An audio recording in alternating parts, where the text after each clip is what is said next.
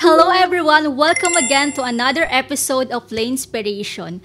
So, since 100 days of Inspiration today, ako naman po ang gigisahin ng ating mga viewers ngayon. So, let's relax and let's enjoy our topic for today. Hi, Miss Lay. Sino ba si Lay Recto? Ako na yung strong woman. Wow. Strong woman because alam ko marami nang napagdaanan. Pero despite of those challenges, uncomfortable situations, still the strong woman is still standing because I know there's a God who always with you in season and out of season. Nice. So, paano ba si Lay growing up? Ano ba siya as bata? When I was 5 years old or 6 siguro, masayahin. Masayahing bata lang na maglalaro sa labas after ng school. I remember one of the embarrassing moment during nung elementary days. Kasi kami yung pamilyang kapos na tinatawag. So, not sure kung sino makaka-relate dito, yung kapag yung palda na maraming slits, color green yun eh. Then, during that time, yung palda ko po is hindi siya na plancha. So, parang as is ko, ano lang yung masuot ko. Tapos, meron akong best friend that time. Yung palda niya, maganda, yung malilit po yung slits. So, may mga attitude pa akong, nainggit ka. And, kapag nauutusan, isa po talaga akong medyo slow. Slow po talaga akong makagets. One thing pa na embarrassing moment, binigyan po ako ng ate ko ng 20 pesos. Tapos, mahangin yun. I think may bagyo yun sa labas. Pagbalik ko, umiiyak ako, sabi ko, nilipad po yung 20. Nilipad po yung 20, hawak ko lang. Tapos, one day pa, binigyan pulit ako ng pera, pinabibili po ako ng dinuguan. So, labas ako, bili ko dinuguan. Pagbalik ko po, ang binigay ko po, Betamax, yung nasa stick, yung Barbecue. Yung iniihaw na Betamax. Ganun po yung dinuguan na alam ko. So, no choice sila, kinain naman na din po nila. So, yung childhood or little day, masayang balikan talaga yung mga moments na yun. And really, may enjoy mo talaga kapag inosente ka pang tao. I mean, wala kang iniisip, you are a childlike faith lang. Alam mo lang ganito yung makukuha mo, kahit alam mong mahirap, pero dahil childlike faith ka, alam mong makukuha mo siya. Ano ba yung pangarap ng isang batang Lay dati? Yung pangarap ko that time, nung high school pa ako, maging flight attendant talaga. So ngayon, ang kaharap ko is Mike. So, pero alam ko, there's a time for everything sa lahat ng bagay talaga, na kahit yun yung nilagay ng Lord sa heart ko, pero hindi pa siya nangyayari. Mangyari or hindi man, grateful naman ako kahit kung ano ako ngayon. Kasi, usually kapag nagkakaroon kasi tayo ng pangarap, tapos pag the moment na hindi natin siya nakuha, nagkakaroon ng parang ikaw na yung gagawa ng way because hindi siya mangyari. Tapos pag hindi siya nangyari, magkakaroon ng bitterness, magkakaroon ng kung ano-anong decision making. Pero that time, sabi ko, sige Lord, kahit hindi naman ako naging flight attendant, okay lang, as long as na-fulfill yung purpose na binigay mo sa akin. So, Even tatay ko, nanay ko, yun yung, kasi I graduated kasi ng BS Tourism Management. So parang pag sinabing tourism, ang mind ng mga tao, okay, flight attendant yan. Tapos nag OJT pa ako sa PAL. Nakita pa nila na yung uniform, tas yung parang nag-assist ka na sa mga passengers. Pero I've experienced those moment kahit OJT, pero in-enjoy ko siya. In-enjoy ko siya kahit alam mong hindi ka doon na sa position na yun. Kaya alam kong may better plan pa ang Lord kung hindi man mangyari yan. So if there is an opportunity na makapagtrabaho as flight attendant, igagrab mo ba siya kahit na maganda na yung status ng life mo? Siguro kung igagrab, yes, igagrab ko siya.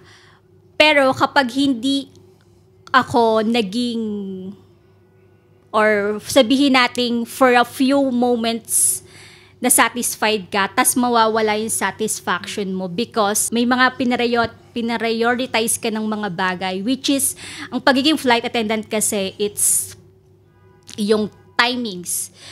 Meron kang morning, midnight, any moment, anytime yon. Pero ngayon kasing na-fulfill na yung satisfaction sa akin, siguro na-experience ko lang siya. Pero hindi ako magtatagal as flight attendant kasi na-satisfied na ako ano yung gusto ng heart ko eh. Mm-hmm.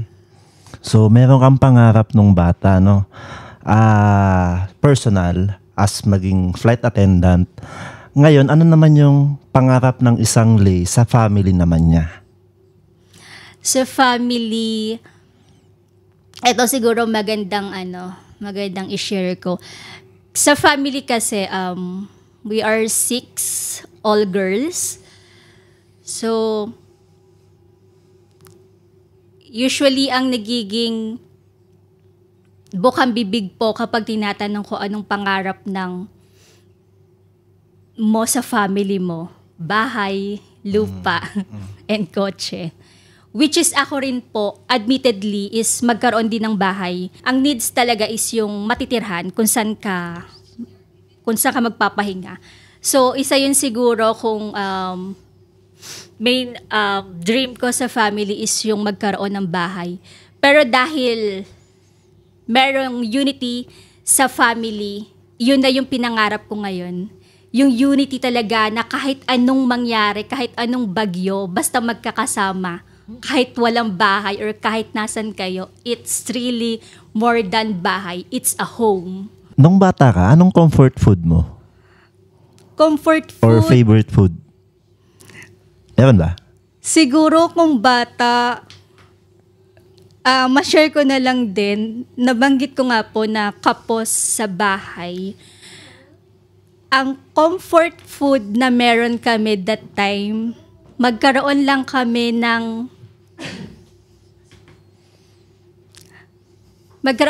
ng ulam na tusino, masaya na kami. You know why? Kasi that time po, na-experience namin yung ulam na deep sea. If you know yung deep sea po na si Charon, yung 50 centavos lang that time or 25 cents. So, yun po yung ulam namin. And even yung toyo, mantika, yung asin, tubig. So, na-experience namin. Kaya pag may tusino sa bahay, sobrang grateful na nung heart ko that time. Kaya mas na-appreciate ko rin na dati naghahati-hati kami sa isang tusino. Imagine, 6 kaming magkakapatid, tas nani at tatay ko, 8 kami. Tas isang 1/4 na tusino. Tas ngayon, nagiging grateful yung heart ko kapag mag-isa na lang ako kumakain sa isang 1/4 na tusino.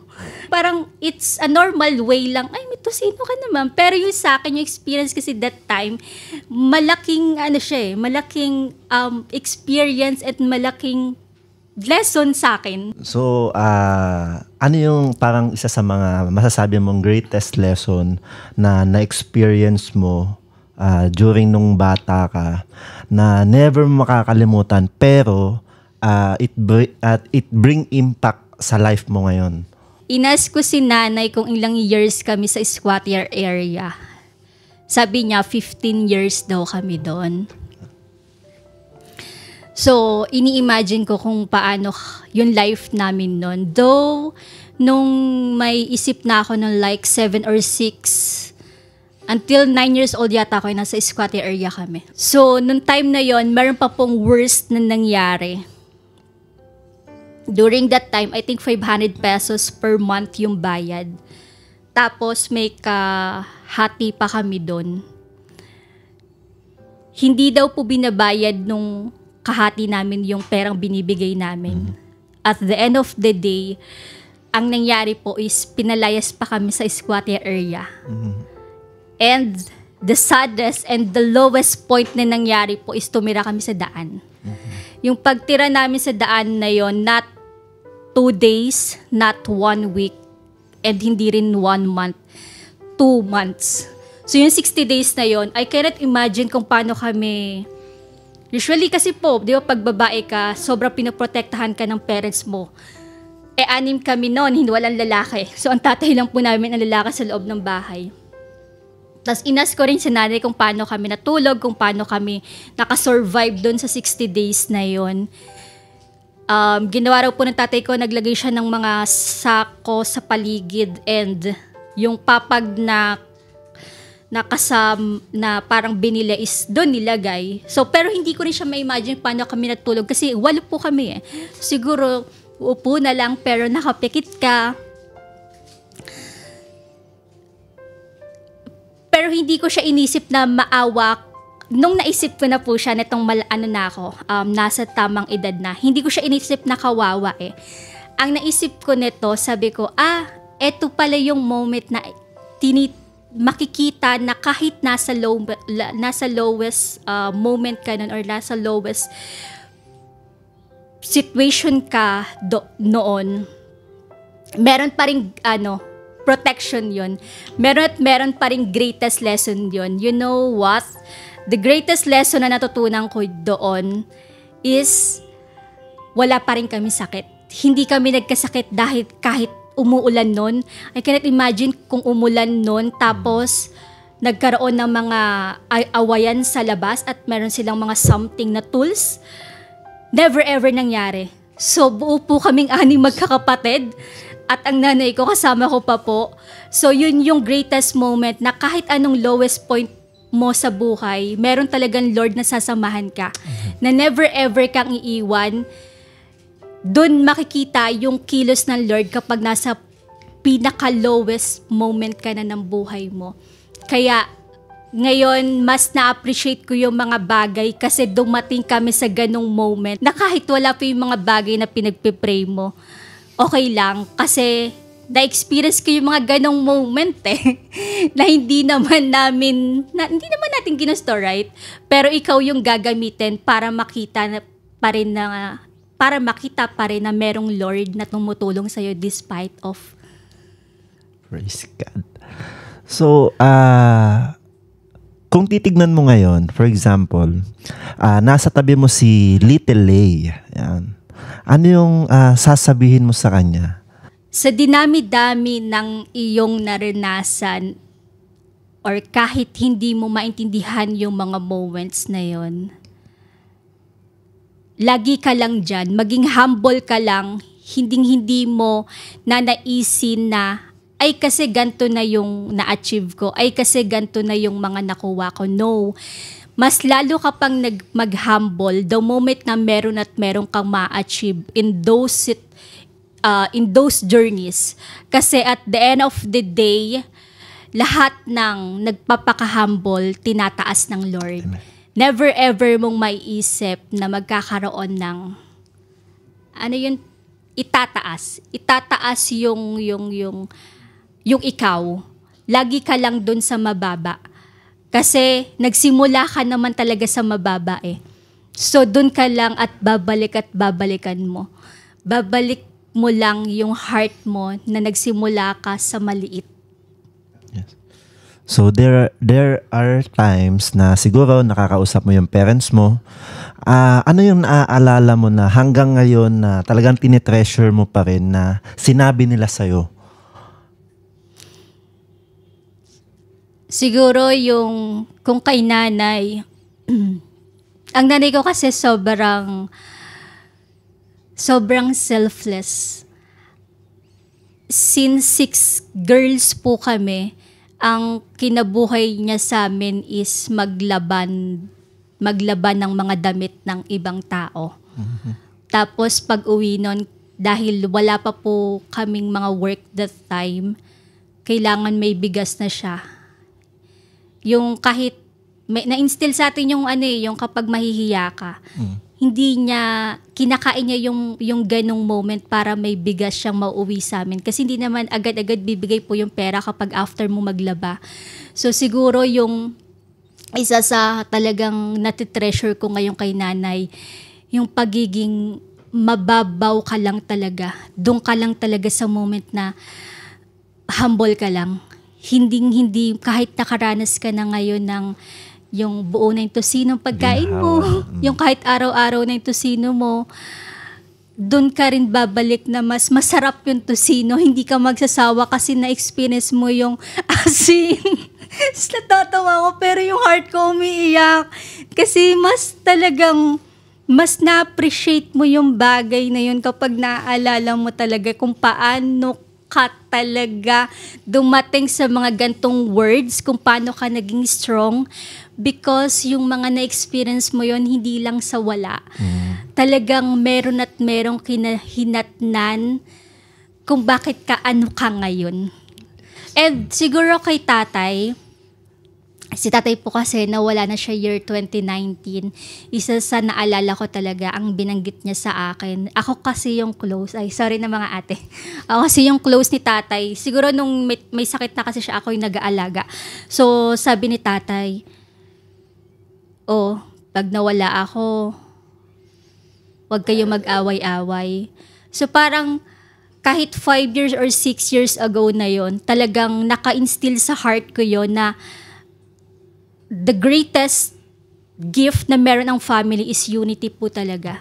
Kasi dun papasok yung love. So, doon tayo sa career. Yun. Yeah.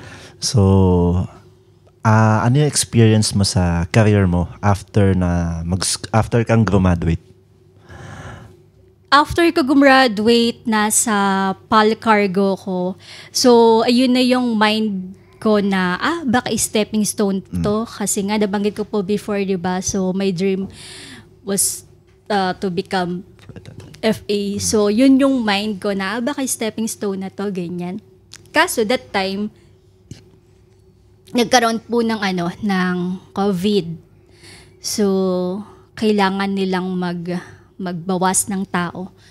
So, pero hindi naman ako natanggal nun. I decided na mag-resign dun sa previous job ko na yon. Pero yun yung first job ko. Siguro, na-enjoy ko yung first job na yon kasi nga parang, Philippine Airlines eh. So, ganun na yung ko na, baka magtagal ako dito. And, during that time, dun naman ako nagkaroon ng yung tinatawag nilang maging professional ka. So, ngayon nakapasok ka na sa career level, naisip mo ba na dadating to sa point na magkakaroon ka ng sarili mong channel, magkakaroon ka ng podcast, may share mo yung life mo sa ibang tao? Yeah.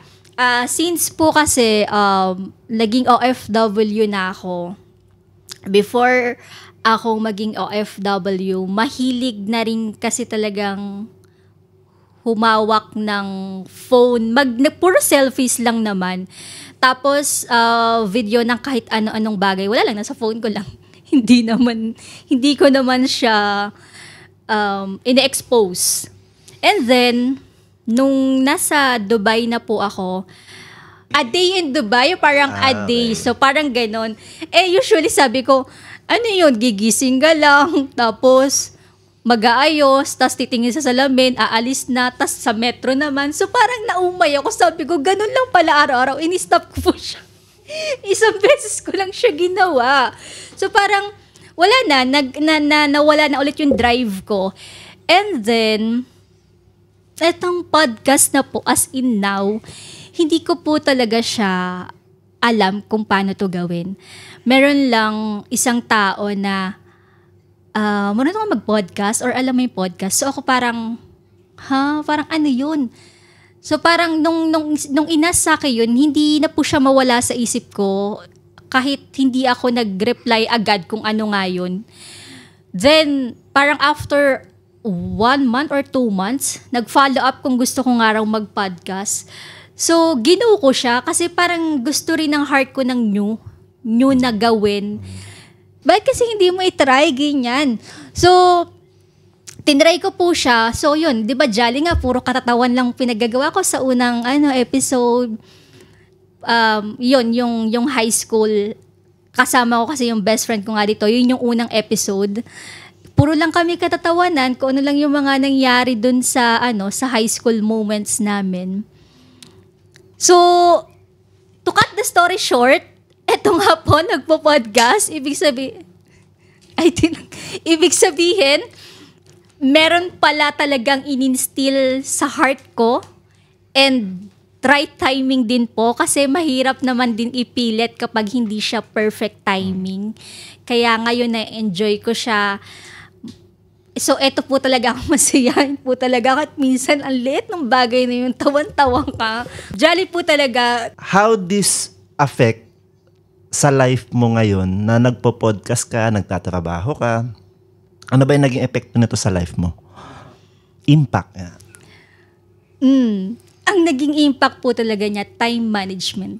As in, kasi since galing nga po ng work, then after mag-shoot kami, yung mga gagamitin ko po, yung preparation, grabe nga guys. So, time management, hindi ko pa siya nasisimulan, pero kailangan ko na siya. Kasi ang ginangyayari po is, after ng work, doon pala ako mag-ayos sa mga gamit ko yan, ng mga damit. So, talagang yung time is, hindi ko siya na-manage ng maayos. Pero, the good thing is, nagiging successful naman at the end of the day. Pero na-instill sa akin talaga yung pagiging professionalism. So, ano pa ba yung mga ine-expect namin kay Lay Inspiration bukod sa nakapag-inspire siya ng tao sa life niya at sa life ng ibang tao? Ano pa ba yung mga ability or skills or talent na makikita pa namin soon sa mga podcast? So, nabanggit ko nga po na new sa akin. So, kung makikita nyo talaga is maraming redundant words and even yung mga introduction or even yung closing, hindi ko pa talaga siya totally na smooth na parang you don't need na magpaulit-ulit kasi hindi, siya sa akin parang gusto ko na agad magmadali. So, siguro talagang ako rin, expectation ko rin sa sarili ko talaga na maging better yung flow nitong ginagawa ko kasi I know na yung process na to is matagal, hindi siya agad-agad, pero talagang i-work out siya, hindi mo lang dahil sasabihin, pero yung mga sinasabi din ng mga tao yung comments, yung mga comments. So, sabi ko nga before is hindi siya pang-babash or hindi siya pang-judge, pero yung comments na yon, isa yon sa magpapagrow sa akin. Isa yon sa magpapaganda ng ginagawa kong to. Kasi sabi ko nga sa inyo, it is not because gusto lang makita sa camera or gusto lang mag-share, pero dahil for the God's glory to, is hindi siya pa basta-basta lang, pero talagang makita talaga ng tao na merong impact yung mga taong nag-share dito. So, yun yung aabangan talaga ng bawat isa na every episode is not for the inspiration, pero for the word na ginamit yung tao na yun para marinig nyo. Paano nag-come up sa title or sa channel name na Lay Inspiration? Okay.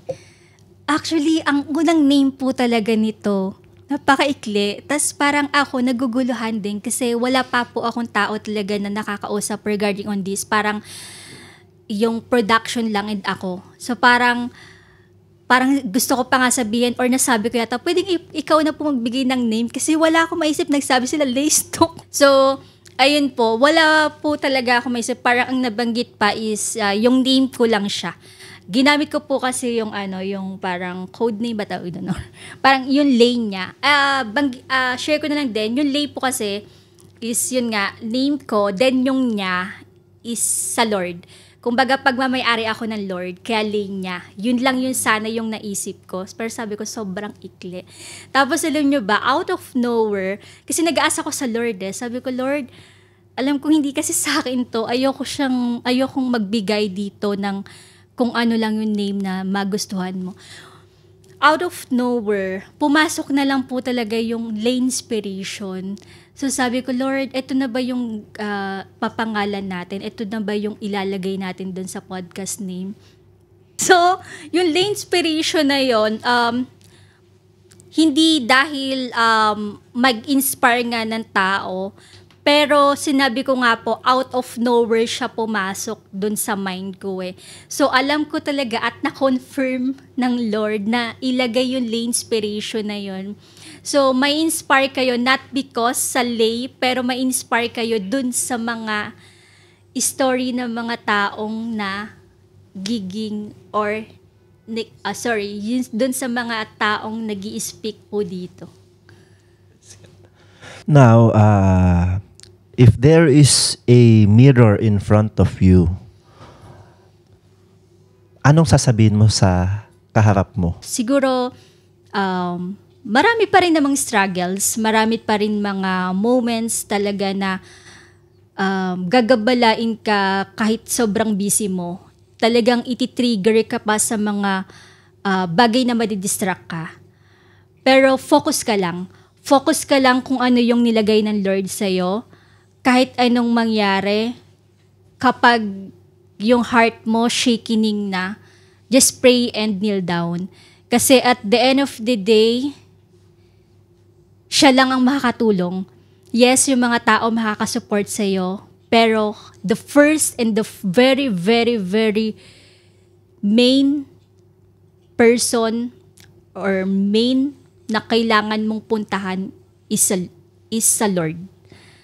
Kasi siya ang creator mo, siya nakakakilala sa'yo. Siya ang nakakaalam ko ilan yung buhok mo, even your nails and everything. Kasi nga siya yung creator mo. At the end of the day, yung lahat ng mga character na binild sa'yo, yun lang yung ilabas mo. Yun yung i-instill mo. Yun yung i-process mo sa heart mo para hindi ka talaga nadidistract kahit anong bagyo pa yung dumating sa'yo.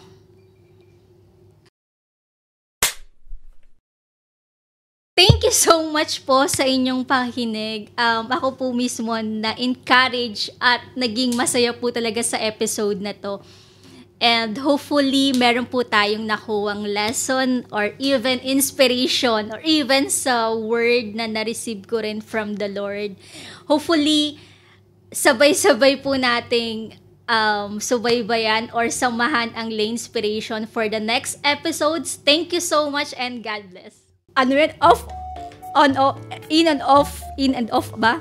Sa cam. On and off. Ayun na nga, sabi ko sa'yo, on and off Parang relasyon. Ay! Cut yun, Derek. Okay.